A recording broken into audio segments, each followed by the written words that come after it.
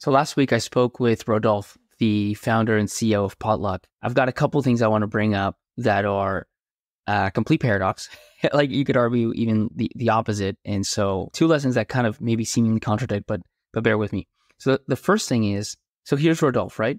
Classic first-time founder, literally classic first-time founder. Here's how it happens, right? Here's how first-time founders, including myself, tend to get their ideas. Wouldn't it be cool if, right? Like that's how it starts. So Rodolphe is out there and he's like just graduated university, like many of you probably listening to this show. And he thinks to himself, wouldn't it be cool if, like he's walking down the street, he sees that there's retail stores that are, up for lease. There's no store inside. So he says, wouldn't it be cool if we could interview or, ask all these people walking by the store what they would want in that store? That would be some cool data. And then you could take that data and sell it to the landlord and tell that landlord, hey, I've sampled 1,000 people and everybody wants a coffee shop. So you should lease it to a coffee shop because the coffee shop is more likely to succeed and therefore more likely to be a long-term tenant. That's how he comes up with his first idea. And so he goes and he does it and he actually lands a customer. And then because he's a young first-time founder and because he knows how to generate hype and because it's kind of a local initiative, he gets all over news, he does PR, all local stuff in Montreal. And to his own admission, a year later, he made exactly 0 new sales. His point is he got so good at marketing that he basically had every single landlord in Montreal hear about it. And the one landlord that liked the idea was already a customer. So he got nothing new. I mention this because Rodolphe changed, and you'll see it when you listen to the episode. Rodolphe really evolves over time. And he starts off from like a wouldn't it be cool if narrative, an origin story, which is so common amongst first-time founders. And of course, it leads to, frankly, a terrible idea. And he'll admit the same. So just to be clear. And he evolves up until I think his third pivot. Like his third pivot is the first pivot that where the idea comes from customers. And that's not to say that customers like give him the idea, but he's actually listening to customers and figuring out that he can use some of the stuff that he's built to solve a real problem. And the first real problem is around cities and cities wanting to and having a mandate really to kind of reinvigorate certain neighborhoods. And so, again, you can listen to the episode for the details, but he, in talking to cities, hears their problem and actually realizes, okay, I can do this thing and solve that problem. And he ends up in that third pivot getting real product market fit. And that's not the final pivot, to be clear. Like he has two more pivots beyond that. But after that, and this is the difference, after that, every single pivot, and he made a pivot, like, because the first one, he did get real product market fit, but he didn't have opportunities for recurring revenue. It was just like one-time purchases. So the business itself wasn't that great. And then he hears from malls that they have like a similar problem. So he sells to them and that becomes a recurring business. And then, malls crash. It's kind of crazy. Like he literally goes from 10 million ARR sunk to malls to COVID, all malls close. He goes down to 0. And then he finds another opportunity selling, data to like management consulting companies and goes back up to 10 million ARR. Again, you have to listen to the episode to hear that part of the story. But the point is that he starts off as a classic first-time founder and he comes up with an idea starting from a wouldn't it be cool if kind of perspective. And then he shifts over time and he changes to a more mature, let's say, founder, more experienced founder, seasoned founder. And he comes up with ideas from the customer saying things that spark in him and help him understand what problems the customers have and how he can solve those problems.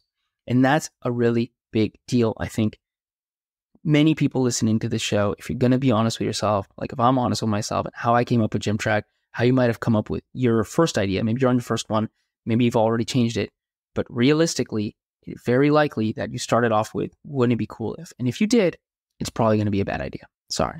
I'm sorry to break to you. It's probably going to be a bad idea.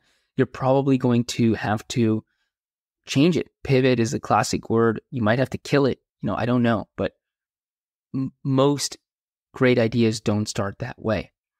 And that leads me to the second point. And this is what I was talking about. Like there's a bit of a paradox here, which is that on the one hand, I'm saying, look, like if you come up with an idea with this first-time founder mindset, it's probably going to be a bad idea. On the other hand, the only way that Rodolphe actually discovered what he's working on today which is a $10 million ARR business growing really fast, right? A solid opportunity, was because he started with something. He was in, and so the way I say this is like, you have to be in the market to win the market. The reality is, very often, you won't discover these real problems unless you're in there doing stuff, right? Like if Rodolphe had gone to work doing something else and just didn't pay attention to these markets, he just wouldn't have uncovered the fact that malls wanted localized data sampled from people who had visited that mall, which was like his fourth pivot. He wouldn't have, had he not done that, he wouldn't have started selling on the side to the McKinseys of the world, which wanted kind of the ability to do real-time geo-targeted questionnaires online. And because he had done what he had done before, he was there and he learned and so on. So you have to be in the market to win the market.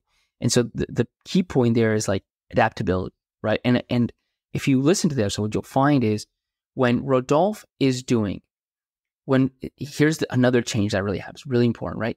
Rodolphe does his third pivot. So he's learned a lot at that point. He's already a seasoned founder. And then he's selling to cities and it's going pretty well. Like he's finding out he doesn't have a recurring business, but it's going pretty well. And then malls reach out to him and the malls are like, I want to use your product for my mall. At this point, Rodolphe hadn't learned this lesson yet, which is, yes, you have to be focused. Like you have to be really focused as a founder, but you have to give room for adaptability. You have to give room to the fact that there's these unknown unknowns and you might be climbing a hill that isn't the biggest hill. So you do have to give these opportunities some space to come in. His gut reaction at that point is to actually say, I don't want to sell to malls at all. That's not focused. It's just not something that I think is going to work. So he put out, he kind of took the call, whatever, but ultimately said, okay, fine, you can have it. But he kind of gave him a price that was just ridiculous. And to his surprise, the mall signed. And so now he had to deliver. And it was a great thing he did because that became the much bigger opportunity. Here's the other change he goes through, and this is about kind of understanding the power of adaptability, is that he learned that lesson because then when COVID came and crushed his mall business, he went into his data and realized that there was a subset of customers, these consulting companies like the McKinseys of the world, the BCGs, whatever, that were paying like really small ARR today. But hey, they weren't crushed by COVID. They were still open. If anything, their business was powered by COVID because there were so many unknowns facing the world that a lot of firms went out to these consulting companies for help. And so now he's learned this lesson. He's an even more seasoned founder, and he's able to use the power of adaptability to go after this really small customer base and dive into it, understand real problems, and then ultimately build a perfect solution for them that grew from 0 to 10 million in a couple of years, which is, pretty incredible. So what I'm trying to get at is like, on the one hand, if you start off with, wouldn't it be cool if, you're probably going to be on the wrong track. On the other hand, if you're not doing something, you're probably not going to discover the unique insights. So you've got to find a way. And this is the thing, like, I don't have the playbook. I don't have the answers. Nobody does. Anybody that tells you that they know exactly what you need to do at all times, it's just lying. That's why startups are so hard. That's why over 95% of them fail, even the ones started by seasoned founders, because nobody knows 100% what to do. I'm just saying this is the observations I have, which on the one hand, you have to be in the game, right? You have to be in the market to win the market. On the other hand, if you get in the game with like these kind of first-time founder type ideas, you're probably going to have to change something drastically because that thing's probably not going to be the one. The only way I can kind of merge them is this idea of research. And if I look at the Potluck story and I think to myself, well, if Rodolphe maybe could have saved himself a lot of time, if when he had that first idea, he did do something with it, but instead of going out and getting PR and kind of like jumping in with 2 feet and just starting to build the product, if instead he would have spoken to like 50 landlords, he probably would have realized that that thing was never going to fly. And he could have done that in a month instead of 12 months.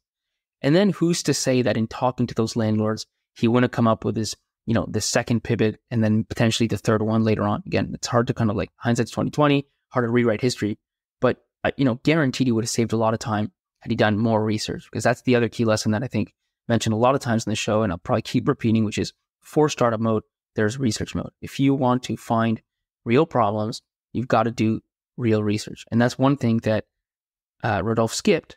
And as a result, he ended up doing research. It just took him like 3 years instead of, 3 months.